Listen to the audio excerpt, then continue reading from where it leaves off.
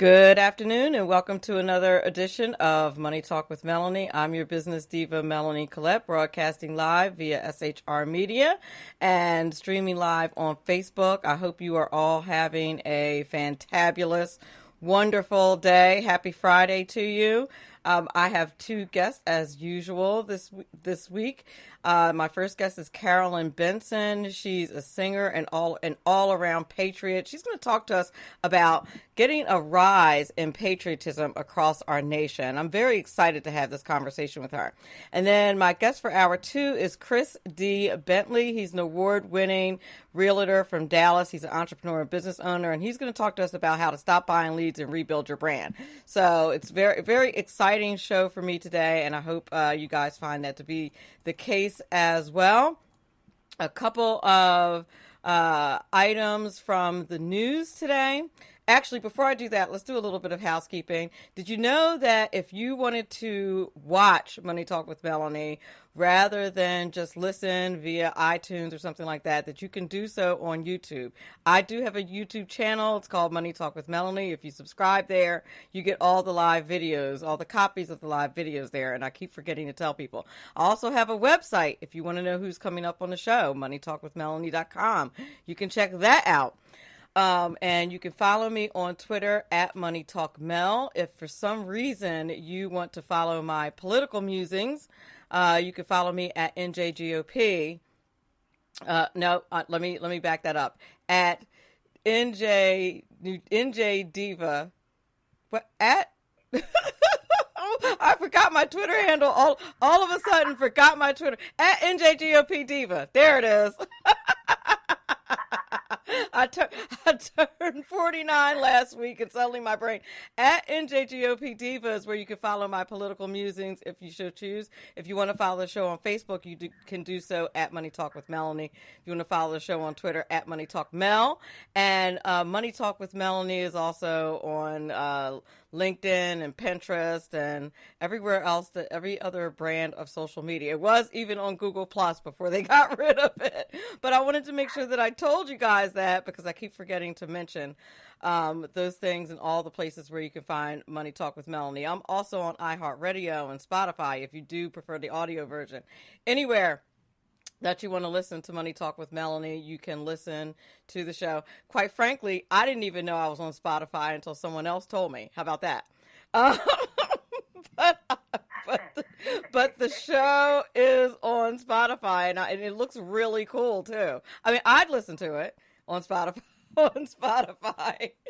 Okay, a little bit of the Money Talk news. Of course, you guys have sadly probably heard by now about the mysterious vaping illness that's going on across the country. It's really sickened up to 530 people across 38 states. This is according to U.S. federal health officials. And they say they still don't know what's causing this dangerous respiratory disease. They say they're going to keep researching it. So it's bringing into question, whether or not we should be using these e-cigarettes or these or vaping. I don't do either. And I know plenty of people who struggle with smoking and they switch to e-cigarettes and supposedly it's supposed to be safer. I really don't know, but it's something to consider, something to talk to your doctor about. And the FDA is thinking that it might be something in the supply chain, like some type of poisoning or something like that in the supply chain with the e-cigarettes and the flavored ones in particular they're looking at. So just be careful out there with those kinds of things. Airbnb is planning to go public in 2020. Believe it or not, I frankly love Airbnb. They reported a revenue of more than $1 billion in the second quarter. Good for them. And they mentioned this in March, and they've been around for a decade now, and I didn't even realize that. Just like Uber and Lyft, it's been 10 years that quickly. So they also revealed.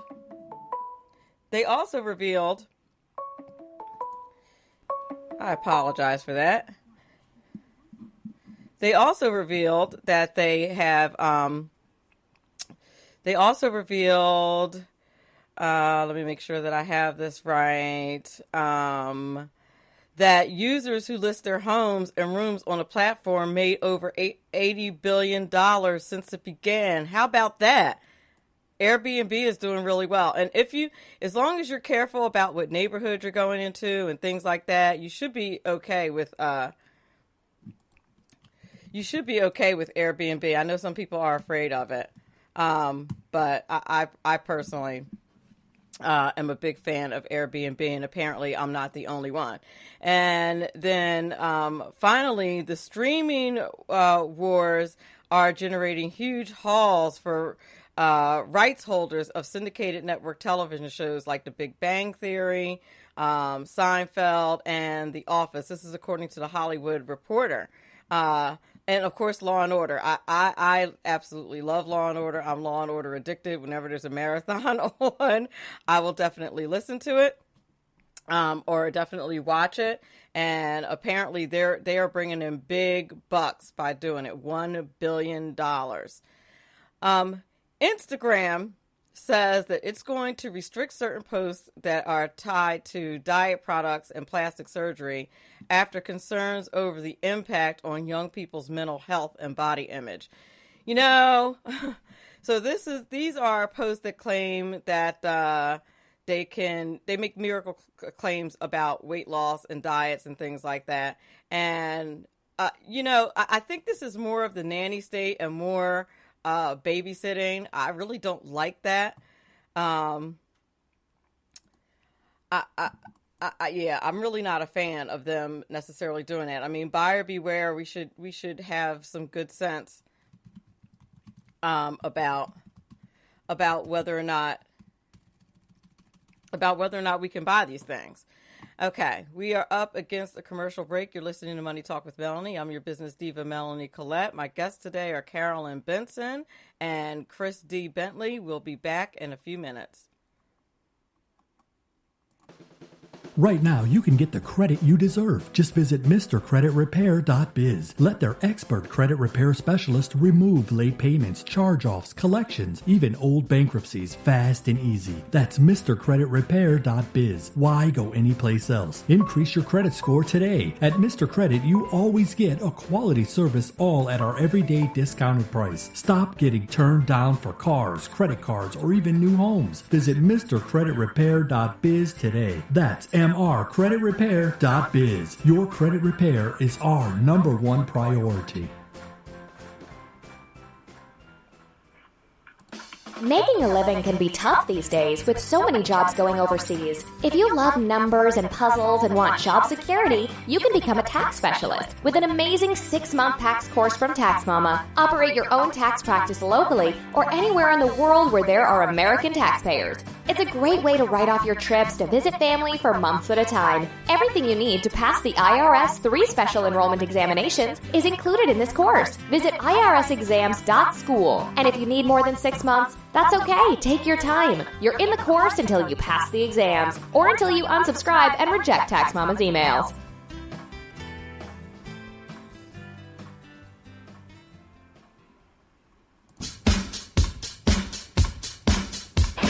Could a recent federal judge decision bring Obama-era State Department dirt in the dark to the light of day? Hello, I'm Ron Edwards. On today's page from the Edwards Notebook.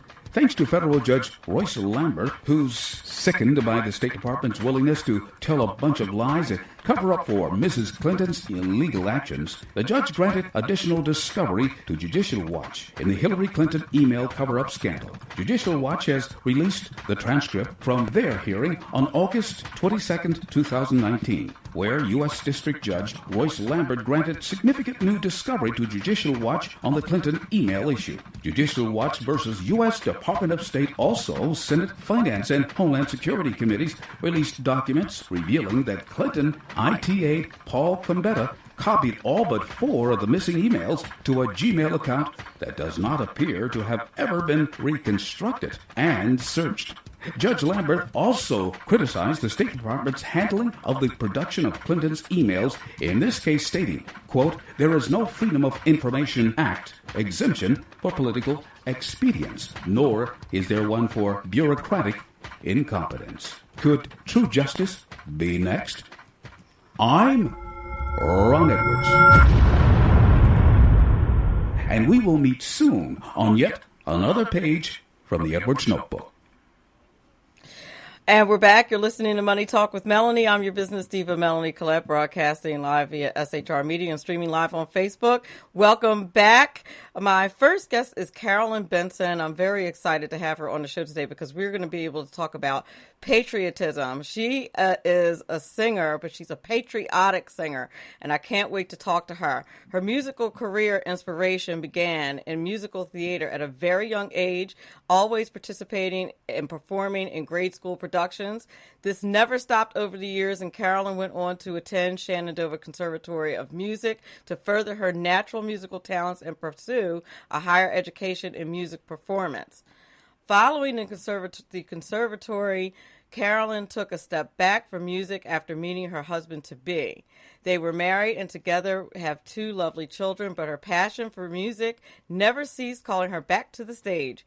Being a lover of Linda Ronstadt's music and all of its styles and nuances, Carolyn formed a Linda Ronstadt tribute band called Blue Bayou, which garnered much success and recognition. This allowed her to build her repertoire and exercise her vocals and stage talents. With many live performances under her belt and production offers since then, Carolyn sought out to honor her inner voice and had been her beacon all along by returning to the stage with original music and original arrangements of popular songs. Currently, Carolyn's working with and being produced by Juilliard graduate and international multi-instrumentalist Gray DeVio. I hope I'm pronouncing that correctly. Together, they are excited to continue the realization of Carolyn's musical potential and deliver it to the world. I'm very excited to introduce, without further ado, Carolyn Benson. Good afternoon, Melanie. Hi, how are you? I'm doing well. Thank you so much for having me on the air with you today. It's really an honor. Thank you. Oh, thank you for being here. Thank you for the work that you do. Is there anything that I left out of your bio that you'd like to tell the audience? Anything that's new that's going on that you'd like to add? Well, with just, with working with Gray DeVio, as you said at the end, that's sort of where I've picked up and tried to find my own voice and get my chops back into singing. And working with Gray is when we recorded Forever in My Heart, which is a patriotic salute to our troops and dedicated to our troops. And from there, I've put together a show called Anthem, and it's a patriotic rock and roll salute to America and the troops. And I'm starting to get out and perform at bases and veterans homes and hope to get into theaters in the near future. So I'm really excited.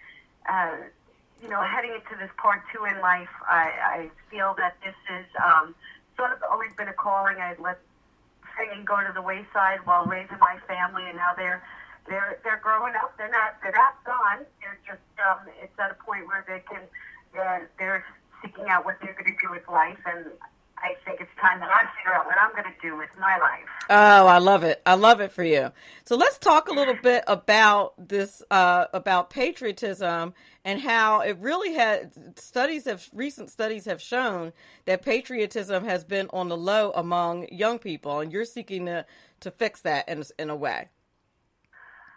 Well, I am. And I grew up with a father that was a Marine, is a Marine, and he's so proud of this country, and he instilled those values in us. I have always been proud of this country, proud of our troops. However, I could see that even in my own home, through the schools and some of what they teach, there is a slide down of how they view America. While we have always had our problems, we've always had the American spirit that we were always able to pull together, and I don't think we're at that point these days. And I find music is a thread, just a small thread that might be able to pull us all together. Oh, I like the thought of that. I like exactly what you're saying about that. What do you attribute to the decline, if you will, of patriotism among the young people. Do you have any theories on why that might be, especially being the daughter of a Marine? I'm sure that bothers you. Well, it does. I think the most thing that everybody has a view of the world, and that's their view, and everybody goes through this life. They're brought onto this earth to do their own free will, and so we all have our different views and opinions. I think somewhere along the line, whether it was relations from race, your neighbors, whomever, we've divided each other. We're divided. There is no common ground anymore. And so I'm not sure exactly where it started. I might have a few opinions, but I don't think exactly my opinion should be put onto everybody else. I think I'm more here to talk about how can we pull back together as a country? How can we fix this? Because it needs to be fixed. It does need to be fixed. What is ironic is, all of us who live here in America, that's the one thing that we do have common ground on, is that, Right. if you're a citizen specifically, you're an American. But even if you live here, we all live in the same country. And if we choose to live here, you would think you would want the country to be great and you would want the country to be unified. Well, it'd be like riding in an airplane. You want the pilot to be successful. So Exactly. We want this country to be successful, so we're successful. But we also don't want to be so divided. One thing I can speak to, and my husband is retired from the police force, and he has spent 26 years serving. And we have watched my husband walk out my kid's father, walk out the door every day with a bulletproof vest on, going out and to serve his community, and did it with honor, and never with condescending attitude or hatred in his heart. He loves everybody. He would save anybody. And I think as far as I can stand and speak as a wife of a police officer, I saw some things happening as far as the police is concerned that really degraded the whole police force. Look at the water being thrown on policemen these days.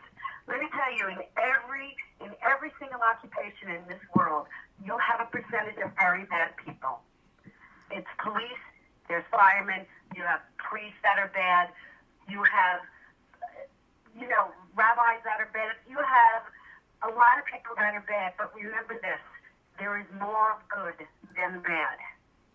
Oh, I tend to... This narrative, I'm sorry. No, go ahead. I was going to say I tend to agree with you on that.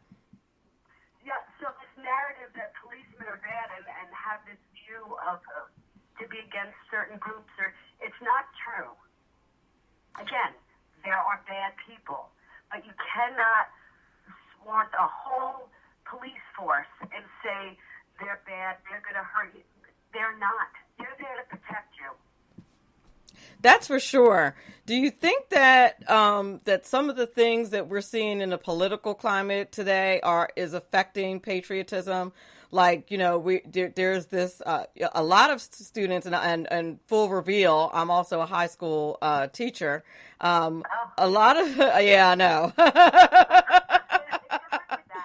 I could tell you stories that would make your hair stand on end. But Yeah. a lot of communistic types of teachings are going on in the schools today. Like, everything is free medical care, free jobs, or no job at all, and we'll just pay you, things like that. And that is really kind of against the American spirit. Would you agree with that? I do, and as we tell our daughter, you have to work hard in college, and you're going to have to take care of yourself. Nothing is free, and nothing is free. Nothing. And believe it or not, I believe, and I don't have the facts behind me. Sometimes I'm more of a field person, but being in the middle class, we have had a lot of the burden on us. And we just get by, and especially living in New York. It has not always been easy for us to give the children, the house and give them what they would like and extras, and we've had to cut a lot to make ends meet. Oh, for sure, especially in New York. I see a big conversation going on right now about colleges and being free. I'm sorry, colleges shouldn't be free. Or if they are, you have to be responsible. When you're going to live in a college, don't go to a college that's going to put your family in debt. Or if you're going to take a loan out, a mortgage, every child is smart. Every child deserves an opportunity. Every child. Every child deserves an opportunity, but do they necessarily deserve a 4-year education based on what they, based on what they did in high school or what they did in middle school? Is every child entitled to that? As a teacher, I'm not sure. As someone who's, you know what I mean? As someone who sees the different levels of effort that's put forth. Well, I can only speak from my personal experience and now having a child in college. We went around college to college, and there was some wonderful colleges my daughter wanted to go to that we knew we can't afford $60,000 a year, even with a scholarship. Not going to happen. Then you see some kids that get full rides, or a scholarship based on need, or single parent, and I think everybody did, but everybody deserves a chance. But I find it frustrating when we're working so hard, and my daughter's working so hard, and we can't give her the education that she really wants. Right. I don't know if the word deserve is always a good thing to say. We all deserve, something. No, I think an opportunity is a great way to put it, and it's funny that you say that, because people have often asked me. I'm conservative in my political leanings, and people often ask me when that started, and I always tell them the story about how it started in undergraduate school. The same thing that you were saying about kids getting free rides, or because of their circumstances. But there's nothing for people who are middle class and working hard. My parents were middle class as well, so I got nothing as far as a scholarship or anything like that. So I had to work 2 jobs in undergrad in order to get my education. And, meanwhile, the kids who were getting free rides, like no skin in the game, didn't have to get a job, didn't have to do anything to support themselves because everything was provided for them. They didn't have to do anything. And I'd be walking by them, with my sore feet from standing all day, going back to my apartment to study or whatever while they were partying. And that was like the beginning for me of my thinking, this is just not right. Yeah, something we are off balance. We're not equal. We don't have equal justice. We're not equal footing right now. There are those that are getting everything for free, and there's a group of us that we're just struggling. Well, I'd love to help everybody. I really would, but I have to. It's like on an airplane when it's going down and the air comes, the mask comes down. You have to save yourself first to help others, and that's sort of what we're trying to do here. And through tough times, to help our children, get an education and put them up on their 2 feet so they can go out and be productive citizens of this country. That's true. Go ahead. No, it's just that they need to understand. So going back to the schools and what they teach, I see what some teachers post on Facebook. I'm friends with them. It's not my views, but I know they're espousing it in the classroom, and it bothers me. Yes, There's not much I can do, but when they come home through the door, it sort of show how we are and who we are, and my children have seen us struggle financially. My children see me struggle trying to create a career in a super crazy business as singing. But that I feel is the only way I can contribute to my home, because that is what my tools are. That is what I am inherently good at. But we need 2 people working.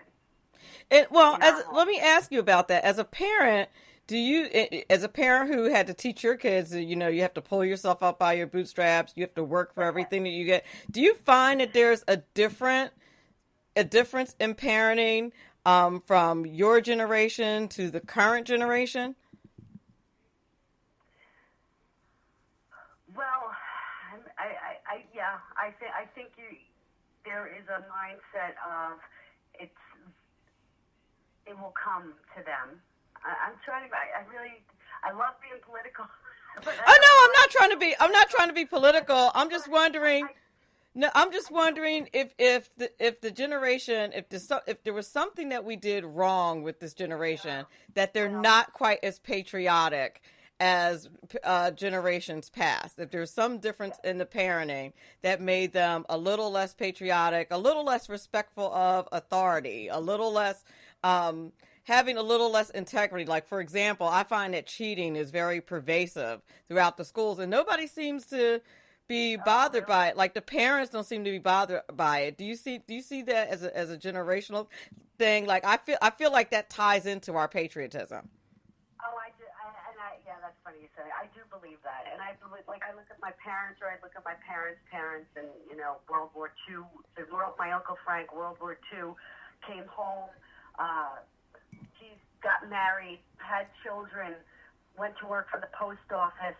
Never spoke about it. I mean, you saw all his memorabilia from the war, and every now and again he'd speak about it. He knew something was wrong. But that generation, the greatest generation, they came home and they built this country. So in the generation after them, so they went through the war and very hard times. So people like my parents, they knew what hard work was like. But then life started getting easier again. So I was very fortunate growing up. Like I said, I had two wonderful parents. I was one of 5 children. Grew up on Long Island. We were fortunate, but yet they always taught us we had to work hard. And I think too that I'm wondering if like the veterans from the Korean War and the Vietnam War and wars like that, where they were drafted and they didn't have a choice as to whether or not they wanted to serve their country. I wonder if that made a difference. I wonder if the kids are like a little bit spoiled because they don't have that have to as far as serving the country. Well, look at this. We've even taken the option out of a lot of schools of ROTC. Yes. That would be even interested in serving. No, we can't talk about it. We can't have that. When I was in elementary school, we could sing Silent Night in the school. We played with dreidels. We did these things. We had potato pancakes at the holidays. I loved it. Anything with food, I'm in. I'm all in. I'm with you on that. My friends were Jewish. It's great. It was a melting pot. That's what life was about, and you could sing those Jewish songs. I noticed when I started putting my kids in elementary school. For example, I walked into this elementary school, and they had one of those blow-up Frosty the Snowman that had Merry Christmas on it, right? Right. The little placard, the little hands are holding. They had a piece of construction paper hiding the Merry Christmas and saying Happy Holidays. See, we started taking out the importance of Christmas and the importance of the holidays and take out we have vanilla-ized our children so much that they don't really have anything to hold on to. That is so true. I'm with you on that. I'm totally with you on that. Listen, we're up against a commercial break. We'll be back in a few minutes. You're listening to Money Talk with Melanie. My guest this hour is Carolyn Benson. We'll be right back. Conservative media done right. You're listening to the SHR Media Network. Hey, this is Michael Wright. And I'm Shannon Wright. Join us for The Right Way with Shannon and Mike, Monday through Thursday from 7 to 9 a.m. right here on SHR Media. Why are they joining us? For fun things like sports, politics. Oh, maybe some news and entertainment? And all kinds of other things. Money and recipes and events, all kinds of stuff. Yeah, so join us Monday through Thursday, 7 to 9 a.m. here on shrmedia.com.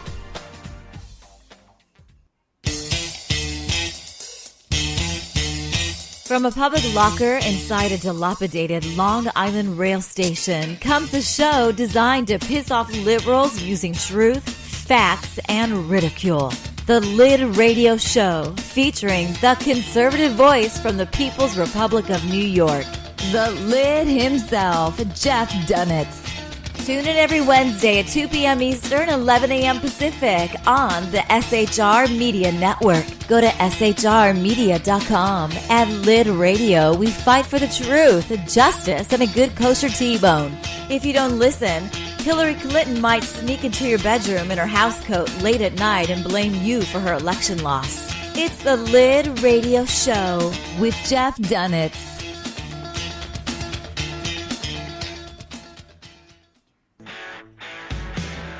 Hey girls, Carry Girl Gear is here.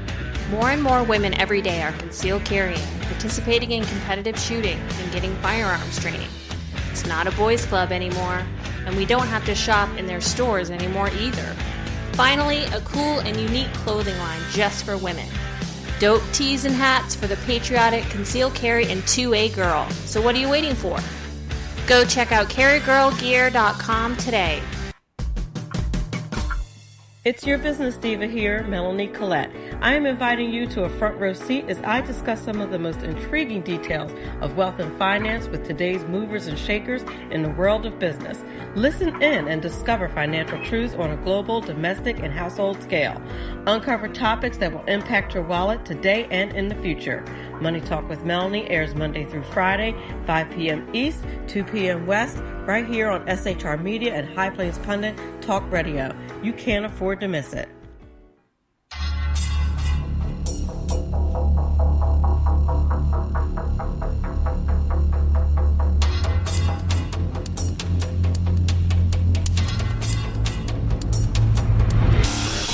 The new show on the SHR Media Network, Sackheads Against Tyranny.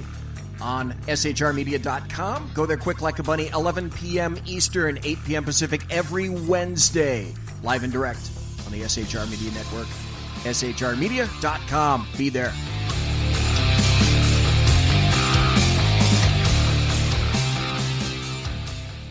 For 50 years, I've seen the American people blinded by corrupt politicians, a lapdog media, and deceptive Islam. The one thing the elites fear is one man with a cane. I'm Dave Milner. Join me through Spreaker, iTunes, and SoundCloud, through SHR Media and the Western Free Radio Network, for half a century of experienced perspective on political and social issues, weekly on The Unpleasant Blind Guy. And catch me on Jeff Mitchell's EDL Radio on blogtalkradio.com. There's no surrender, ever. Because truth is not always pleasant. Broadcasting behind enemy lines in occupied California, a mere 2 miles from the state capital, the bloviating Zeppelin's Berserk Bobcat Saloon Radio Show can be heard every Tuesday and Thursday night at 8 p.m. Pacific and 11 p.m. Eastern, only on the SHR Media Network. Go to shrmedia.com to listen. You can also watch on the SHR Media Facebook page and the SHR Media YouTube channel. No goldfish were abused in the making of this ad. Conservative media done right. You're listening to the SHR Media Network. Welcome back. You're listening to Money Talk with Melanie. I'm your business diva, Melanie Collette, broadcasting live via SHR Media and streaming live on Facebook.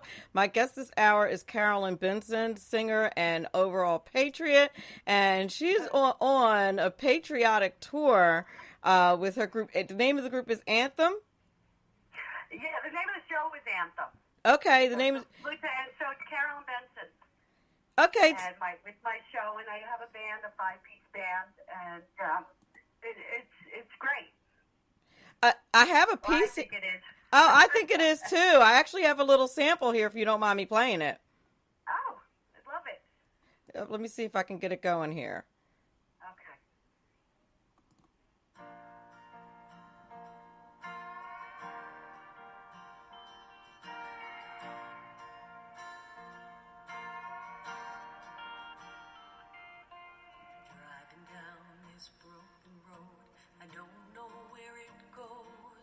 So I'll take the time to write a rhyme. It's your eternal rose. From dusk to dawn I sing a song. Pray God return me home. 'Cause it's been too long and I ain't that strong alone. Wanna hold you tight and never let you go.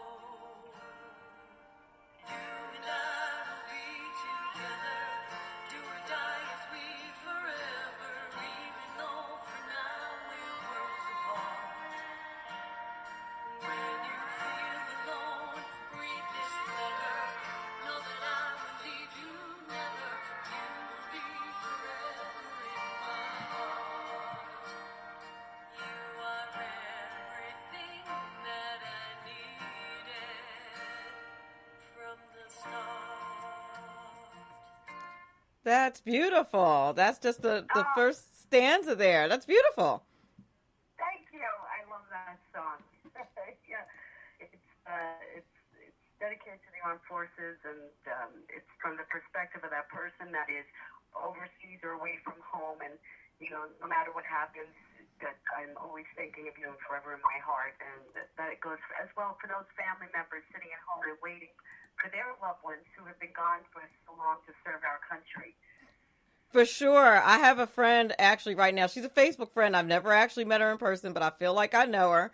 And her daughter is away at boot camp right now, and she gives us like daily she gives us like daily updates. She just got a letter from her daughter the other day, so she's thrilled. So somebody in a Facebook chat said, "Get in there and sing it, Melanie." I don't think Carolyn wants me doing that. We'll bring you up on stage one time. Oh my goodness, how awesome would that be? That would be so much fun. Yeah, she's giving us daily updates, and it just really is. We need more patriotism in this world, and as a part of our culture. And it's a shame that it is dying. How far reaching is your tour, and where do the proceeds go? That kind of thing. Well, the song that you just heard, "Forever in My Heart," I'm trying to do something like this whole part 2 in life, and how I'm going to move ahead and figure out who I'm going to be when I grow up and what I want to do. It came first through how can I be of service? So, and how can I help my husband and the family out? So that's how I started singing again. And then when I was fortunate enough to get "Forever in My Heart," we decided to dedicate to the armed forces. But we're just beginning to get into understanding all of these veterans organizations, foundations that are out there. So Gary Sinise came to me first. He does so many wonderful things for our warriors and wounded warriors.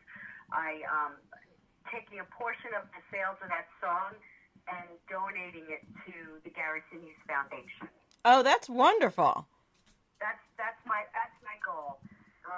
As far as Anthem is concerned, we just played down at Fort Belvoir, Virginia, over the summer. I'm headed down to Camp Lejeune in November, and in November and in December as well to Camp Lejeune to perform my songs. And then I'm looking to, we're booking already, we have some really good inquiries for 2020, so I'll let you know more about that once we get everything settled. But I have a lot of interest in this show, and I'm just so excited that I'm able to get up there and perform such songs as "God Bless America" and "America the Beautiful," and some of my originals, and even great rock and roll songs. Well, as far as "Back in the USA" is concerned, that's a Linda Ronstadt song, because I had a Linda Ronstadt tribute band, and I just love that song. Oh, that's excellent. And how do you think that music plays a part in unifying our nation as far as our patriotism is concerned, and maybe creating a rise in patriotism that way? I mean, we have ourselves really to blame if we're not looking to support our country, wouldn't you say? Yes, and I think we have cut off all conversations with each other. I mean, I have friends that won't even talk to me that I've never even had a conversation about politics with. And it breaks my heart, because no matter what, I love them.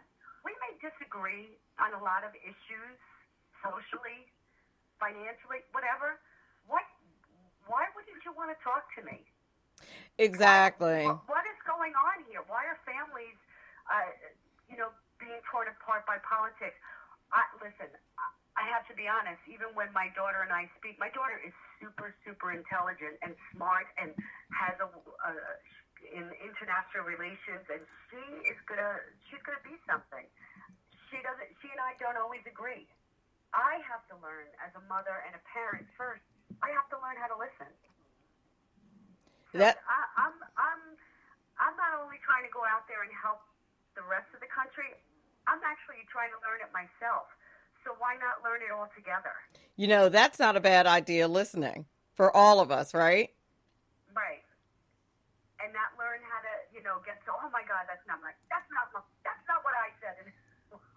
Well, we I don't don't. know if I really listened to what you were saying, so. Do you think social media plays a role in that kind of thing, and us not really listening to each other because we can just, tap on the computer and say what we want without necessarily really reading what other people are saying or listening to what other people are saying? Do you think social media contributes to that? Absolutely, and it's up to the human being and the individual to go out and search for their own information. And it's not, you can't even rely on the Googles of the world or the big names, the big techs that are going to give you the right information. You have to go out and search on your own. Just don't be a lemming. Just if people were to understand how Google searches actually worked, they'd be freaked out. They really would. There's a very interesting TED Talk on the TED Talk site that explains from a technical perspective, it explains the Google algorithm.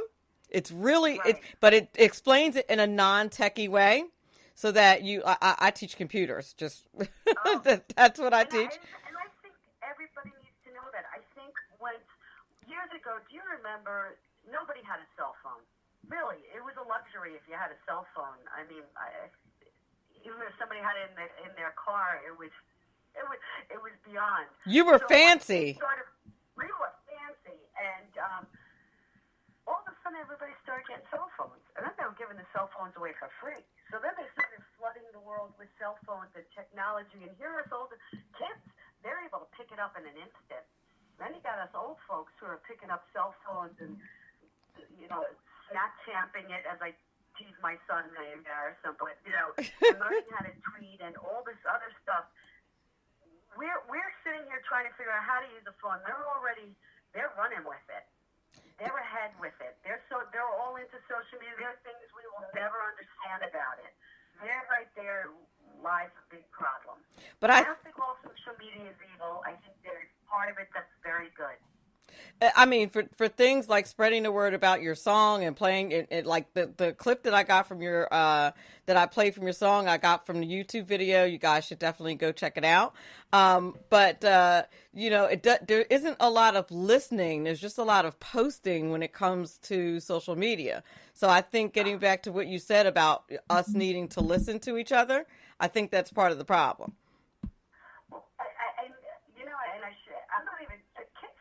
Be better than the adults, because let me tell you, there's a problem with the adults. There's a lot of Facebook moms pages, and you go and read somebody will write a concern they have, and other people will come on and just jump on them as if their opinion is the moral authority. Oh, yeah. People do it. Listen, people will do it no matter what the topic is, especially my God. I saw somebody with a helicopter flying around the other day. And why? And then I'm like, why are you on social media? Checking out why there's a helicopter. Obviously, there's something going on. We don't need to know everything in this world. But I was reading I had to go and be nosy and read the whole thread. And I was like, they were so mean to each other over a helicopter. Keyboard warriors, though. The people are like that. It's very easy when you don't have to look that person in the face to be totally mean. Right. And I think it's very easy to be, anti-patriotic the same way, kind of against patriotism. I think that there are a few things going on with that, but I think it's very easy to do when you don't have to look that soldier in the face, or you don't have anybody in your family that is going off to some foreign land to protect our country, or someone like you whose husband walked out the door every day in a bulletproof vest in order to protect the neighborhoods that he protects. I think when you don't have to look that person in the face, it's a whole heck of a lot easier to not listen. I can with my whole heart and my family, and tell those people that feel that police are out to get them, I can speak on behalf of my family. That is not what happens in our home. That's not who this man is, or thank God he's retired. But I know many of the police officers who are the same way. They are not out to hurt you. They want to help you, and that's the message that our news people should be promoting, and our lawmakers should be promoting, and be right there with them. Again, there's bad in all sorts of places in our world. Evil exists, but there is mostly good, and we have to start looking at the mostly good, and that goes with patriotism. And let's look at what our great country has done, and let's look at the good in the American spirit. And when we go to a concert and we see Gertie, do you ask the person left to right of you, what political party are you? When Don't Stop Believing comes on, aren't we all singing together? If don't... We're all bumping our feet together. Isn't that what music? It's amazing what music can do. Yeah, when Don't Stop Believing comes on, I think that we can all say as a country, everybody gets up and sings. I was... Come on, sweet Caroline, are you not going to sing if you know you have somebody on the opposite party and you're singing? No, I think you definitely are going to sing. No doubt about it. And if you can't sing to Sweet Caroline, we have a bigger problem. Yeah, those two songs bring people together, and I think that your song is going to do the same. It's such a beautiful song. So the anthem tour, you said, is going to be where's your next appearances? So I'm going privately. By myself. I'm going down to Camp Lejeune on November the 8th, and then now Ian's going to kill me. It's December 13th on my calendar right now. I knew it all right away. Eden Hill is an amazing person that is helping me as I launch this part 2 in life, and I'm really grateful to be working with her, and through her I met you. So from there you can look at my website, carolynbenson.us. We're going to start posting all our dates of where I'll be, and take a look on YouTube, Carolyn Benson, and Carolyn Benson Official has my video up there. You can see it there, and also I'm on Facebook, Twitter, and no, I can't do Snapchat, and I'm trying to get used to doing Instagram. No, that's perfectly fine. Did you tell us where we could follow you on Twitter? Did I miss it? I'm at C Benson Official. Ah, very good. Very good. Excellent. Well, listen, I loved having you on the show. I wish you the best of luck on your tour. I think it's going to be fantastic. And I think I'm gonna lead out for the rest of the show with your song. How you like that? Melanie, I appreciate everything you do for me, and God bless America. Absolutely. Thank you so much. I'll see you next time. Have a great weekend. All right.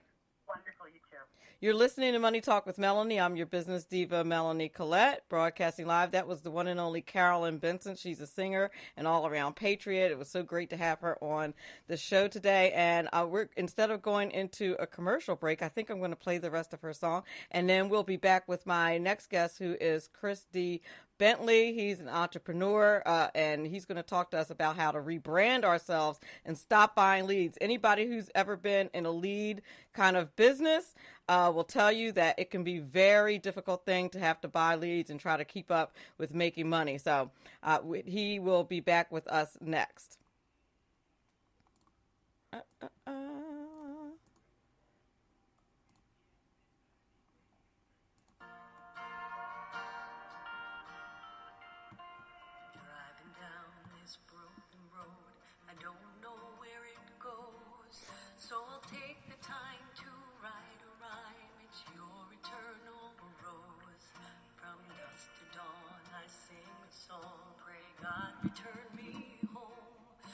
It's been too long and I ain't that strong alone. Wanna hold you tight and never let you go. You and I will be together, do or die as we forever, even though for now we're worlds apart. When you feel alone, read this letter, know that I will leave you never. You will be forever in my heart. You are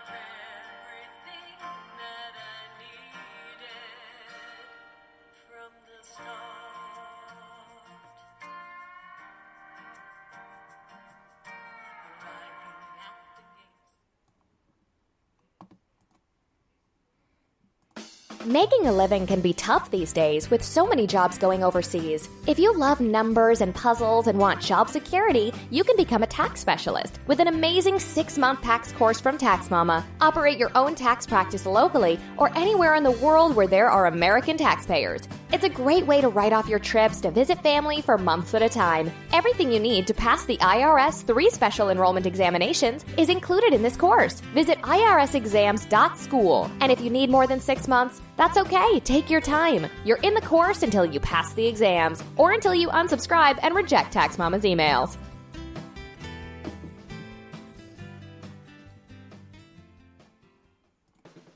Right now, you can get the credit you deserve. Just visit MrCreditRepair.biz. Let their expert credit repair specialist remove late payments, charge-offs, collections, even old bankruptcies, fast and easy. That's MrCreditRepair.biz. Why go anyplace else? Increase your credit score today. At Mr. Credit, you always get a quality service, all at our everyday discounted price. Stop getting turned down for cars, credit cards, or even new homes. Visit MrCreditRepair.biz today. That's MrCreditRepair.biz. Your credit repair is our number one priority.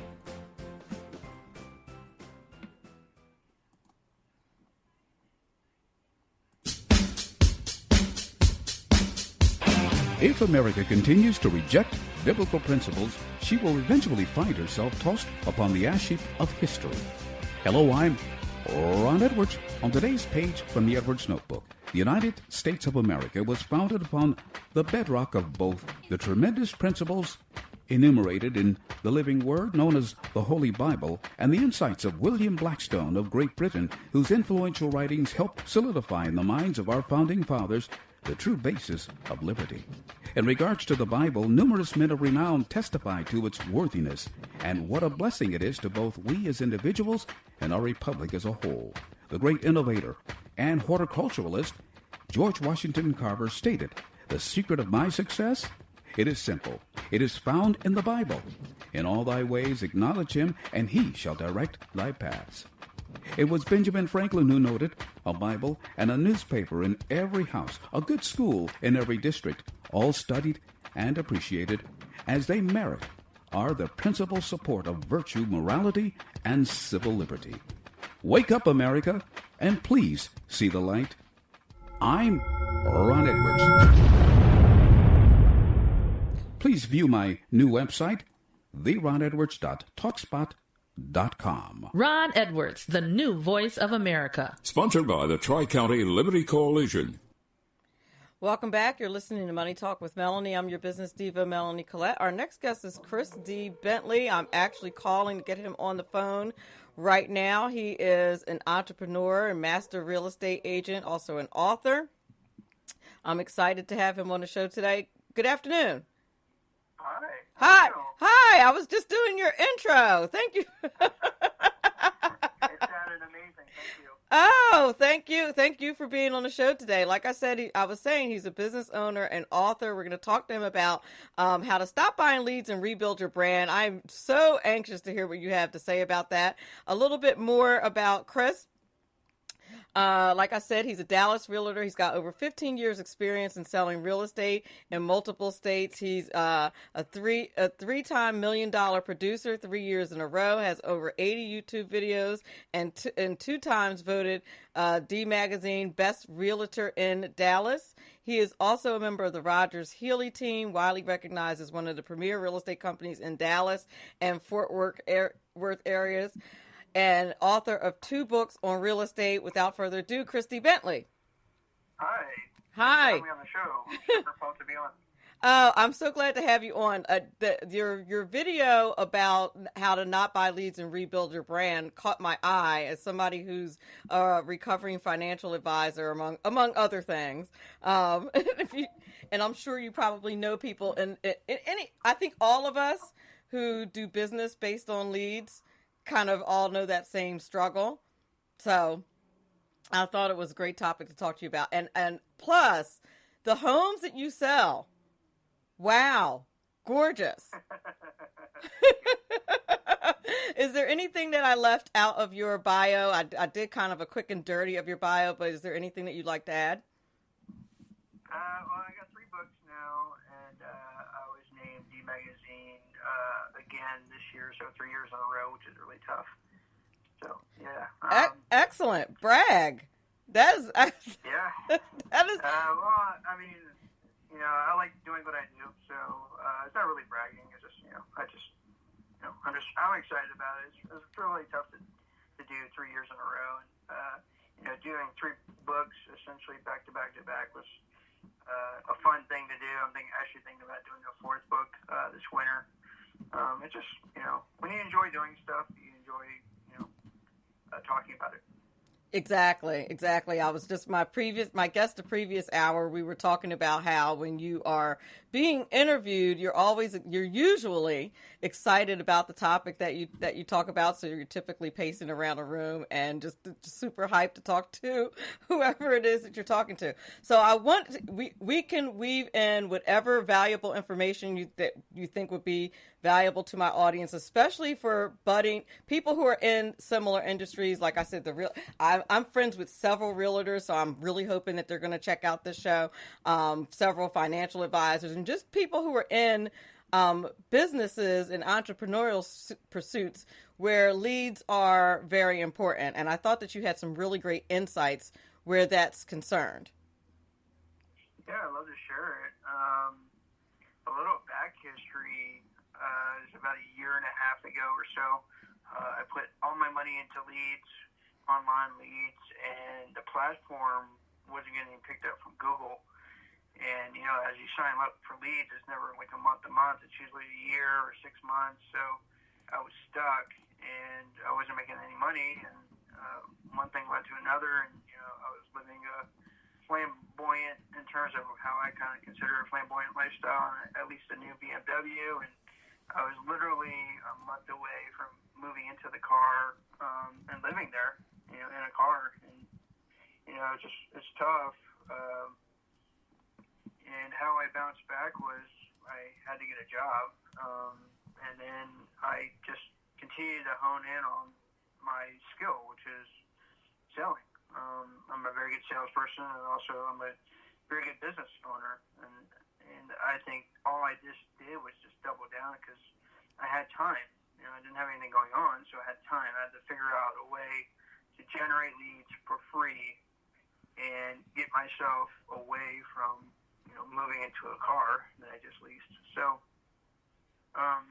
for people that just kind of starting out, I think the toughest thing is blocking out the noise. And what I mean by that is, like, everybody that's in sales or entrepreneurship and just in general is going to tell you that you have to do it 100%, no job, stick your chest out, and that's really not the case at all. I mean, you can work a full-time job in real estate and still show people houses, depending on the job, obviously, but you can still show houses at lunchtime, after work. I mean, you're going to have to hustle. I mean, you're going to work the same hours, the 8 hours that you put in your day job, you'd work afterwards, or, during lunch break, or different stuff. So that's how I did it. I just started, asking people, if they wanted to do stuff. I hit people up on Facebook, IM. I posted every single day, multiple platforms. I just kept being in front of people to the point where it just nauseated them, and either they were going to do business with me or they were going to unfriend me. So, well, that's kind of funny that you say. No secret to it. You know what? It's kind of funny that you say that, because I've had now this podcast for about 3 years. Now, granted, people kind of come and go on your friends list and things like that. And I also have a show page, and it's on all kinds of social media. But I've had friends say, oh my goodness, I didn't know you had a podcast. Like, I feel like I post about it all the time, is my point. Like, I feel like I'm bombarding my friends about my show, even though it only takes place once a week. And there are still people like, oh, you have a podcast? I didn't know you had a podcast. There's still people. So it's just, I think we have to not be afraid to kind of keep banging it over people's heads as far as promoting ourselves. Yeah, I think a lot. So I moved here to Dallas from the Washington, D.C. metro area over 6 years ago. And I honestly, when I first moved here, I knew maybe a handful of people, and it's just through somebody else. So I had no problems, pushing out my content. And even now, like, I know a lot of people, because I do a lot of marketing and a lot of networking at events and stuff like that. And even now, like, I'll still beat people over the head with it, and they'll still be like, "Hey, are you still selling real estate?" And I was like, "Man, I was in the magazine, for Christ's sake." I was in a magazine. Did you miss that? Millions of dollars worth of stuff that I sold. Yeah. Okay. So when you say beat people over the head, let's talk nuts and bolts. Like, are there specific platforms that you recommend over others? Like, I don't know, Facebook over Twitter, LinkedIn over Facebook, that kind of thing. Like, what's your kind of secret, if you will? You said it's not a secret, but if it were easy to do, or if everybody could do it, I think they'd be doing it. They'd be super successful like you are, and they're not. So tell me about the nuts and bolts of it. I'll give you some secrets. I always post around 10 o'clock at nighttime, or early in the morning. So usually and I don't mean to sound this really bad, but it's going to. Most of the time, like, you got to put the kids to bed kind of deal. So that's usually when parents have time, is usually after 10 o'clock. That's usually like kind of the wind down. Everybody's kind of in bed, and for whatever reason, people check their phones. And then early in the morning is really great because most people look at their phones while they're going to the bathroom. I know that sounds really bad, but that's what it is. So it's true. If you're in front of them, it works. And then, of course, if you're doing videos, like I like to do videos, if you have it where you actually have it, scripted, you can kind of see the words coming across and not have it on volume. That works even better because then people can just read it, not listen. So, using closed captions. Correct. Sorry, closed caption. So Facebook is really good. LinkedIn is really good. Having content that is like real and not something that's a company thing. Like if I were to put, a bunch of happy people together and their dogs, be like, move into a house. Like nobody's gonna look at that. Versus me having something that's real and like a real photo of me doing something, or a real video. That'll capture people's attention. Twitter is cool. It's just really noisy. So you have to really pick out your times when you do it, and you have to do a lot of it. So I don't really do a lot of Twitter. I just do like once or twice a day. YouTube is really popular. I do YouTube. I don't do TikTok. I don't do Snap. Snap is really popular for millennials. So if you're a millennial, you're speaking to that, that genre or that generation, then I would definitely do a lot of Snapchat. Instagram is really good. I do a lot of Instagram stories with just photos. It's just really hard to beat because unless you're ridiculously good looking, like you're not going to get a lot of views and a lot of likes. So don't take that personally. People could still be looking at your stuff. They just may not like it. Oh, okay. That's true. That's true. And I think that's true on a lot of social media because I don't know about you, but I run into people who are like, oh my gosh, I love your post, or oh my gosh, I love that video, or whatever. And they didn't like, for a fact that particular person never likes or loves like any of your stuff. Uh-huh. But you run into them in person and they tell you how much they like it. Yeah, you can actually cheat. I'll give you a cheat. You can do a video and see how many people watch your video, and then you'll know, like, kind of offhand how many people actually, like, look at your page on Facebook. So I've used that as kind of a barometer of, like, how many people actually, like, look at my stuff all the time. I like that. I like that a lot. And so how do you actually transform these into leads? There's a transition, if you will, from, okay, I posted this information on Facebook, or I posted this video on Facebook, to actually getting that person's contact information, turning them into a lead, and selling them. What is how does that transition work? Well, you have to come off as an expert. So you have to figure out what you're going to sell and kind of hone in on that. So, like, I like to sell luxury. Doesn't mean that I do everything as a luxury deal. I do everything outside of that, or outside of Dallas. I do some stuff in Fort Worth every once in a while. But you just come across as an expert in whatever it was. So when I first started and I came here, I was very good at investment properties. So I labeled myself as an investment guy. So I showed, houses that needed work or houses that you could flip. And then I would run preliminary numbers and put that on Facebook, and people are like, "Oh my God, this is fantastic." So it kind of gets people's attention, and then you kind of start the conversation, and that's where you need is the conversation. You're in the door if you know what you're talking about and have that conversation. Right. So you want to post your successes as well.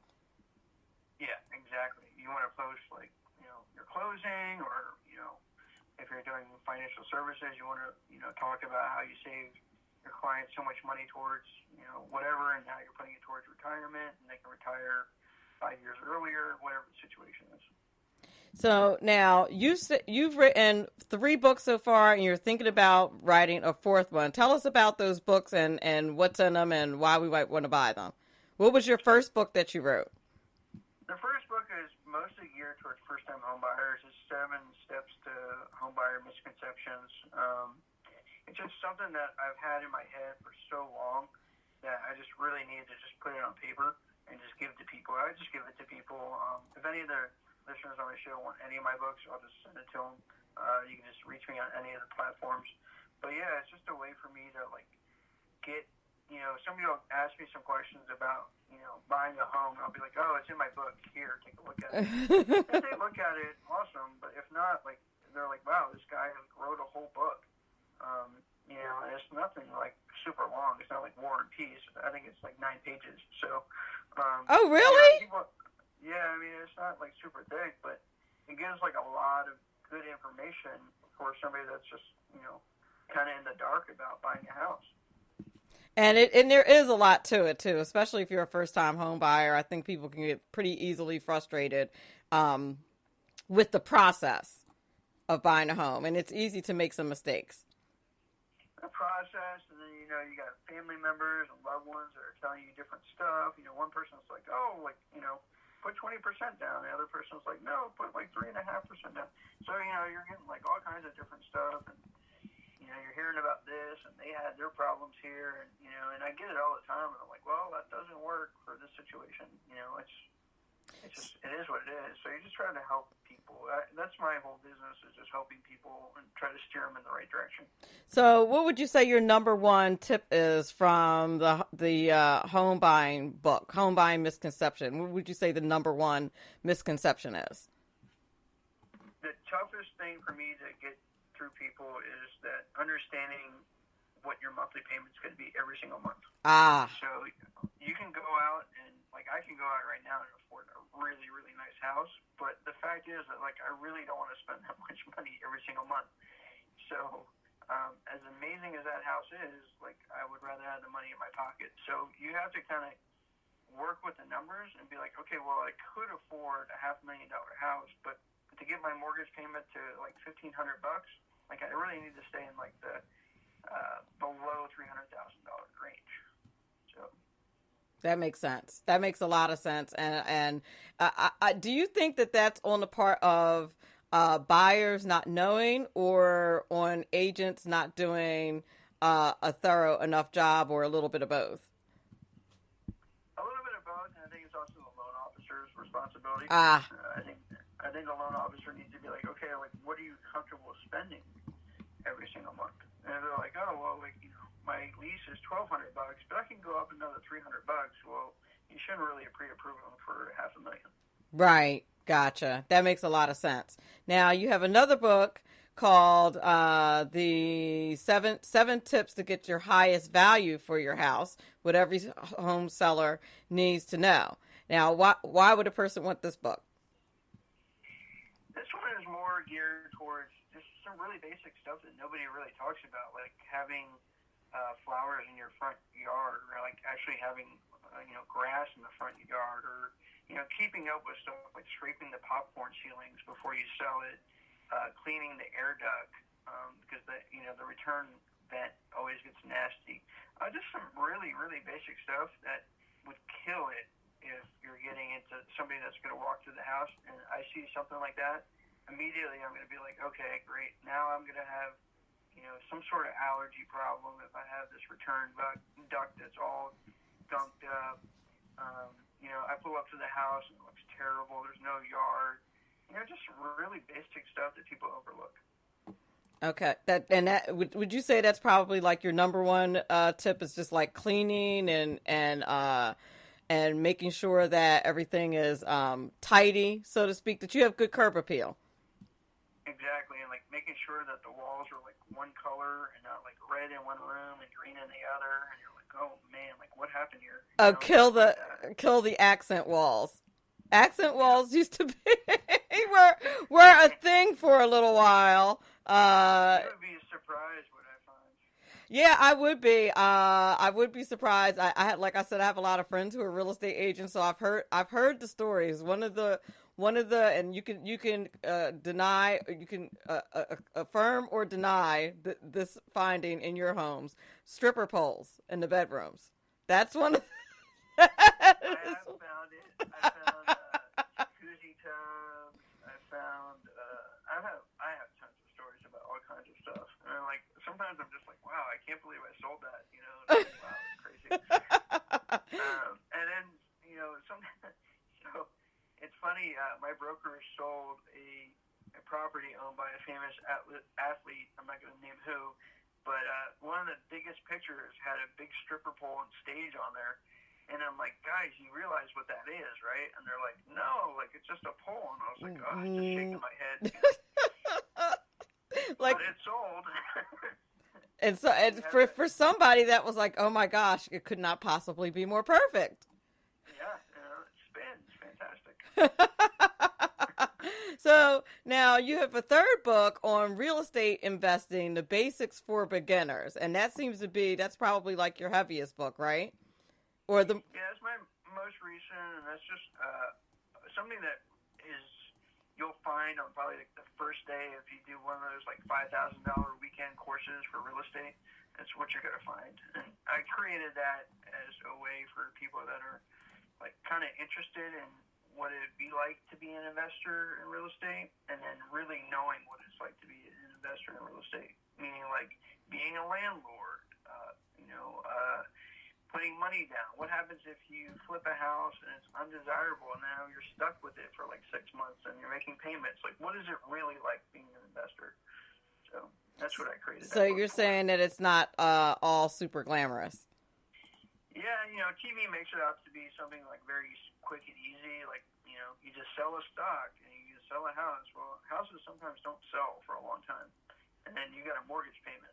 So now let's say that you have two mortgages, like you have a house and now you have your investment property. Well, if you didn't save up enough money, now you're underwater. So now you're losing money every single month and you're hemorrhaging, what they call hemorrhaging. So, it could be a really bad situation. I've seen people go bankrupt before. Oh, goodness. So that's not good. How would you say, you're saying the basics for beginners, and you said you've seen people go bankrupt. Do you recommend that people use like their savings in order to start investing, or they go about it a different way? There's many different ways to do it. There's hard money lenders. There's, traditional loans if the house is in reasonable shape. It's just really your expectations. Like if you expect to get into something and change a couple of things here and there and then be able to, flip it for $30,000 more, sometimes it works, but I've seen the end result, which is like it's not working and you're stuck with something and you're upset, and, if you have a spouse and your spouse is getting on to you every single day, and it's just never like a really good scenario. In order to do it, I think safely is to do it with either some partners that can leverage or, maybe be a smaller part, like you're a small minority partner with a bunch of other people, so you can kind of get the feel of it first. Because there's some really bad horror stories. You go in there and let's say you flip the house and then you find out that all the pipes are ceramic and need to be replaced, and you got problems everywhere like sewage. That's going to cost you $8,000. Oh my goodness! And that's part of the investing you probably didn't anticipate. Mm-hmm. Exactly. You didn't have that in your budget. Now you're coming out of pocket. Now you got this thing that you don't, you got a house that you're not living in. I mean, it's a nightmare. It sounds like it. It certainly sounds like it. So listen, where can people find find all of your information as far as your social media, your website? Tell us about that. It's Chris D as in danger, Bentley.com is my website.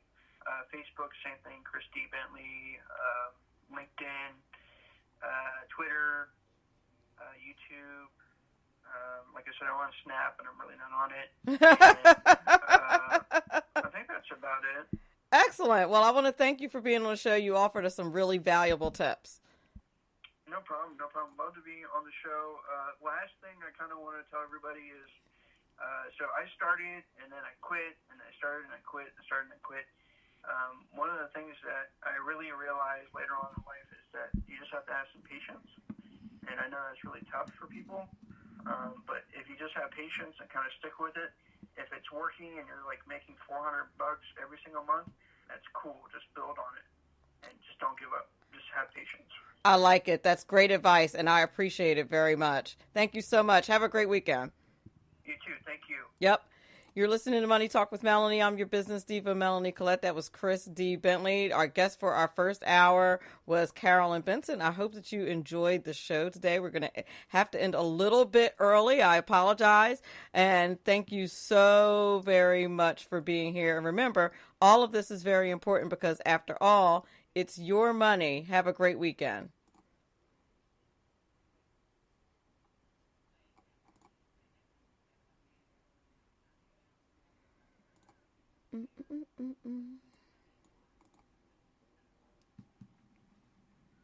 Da, da, da, da, da.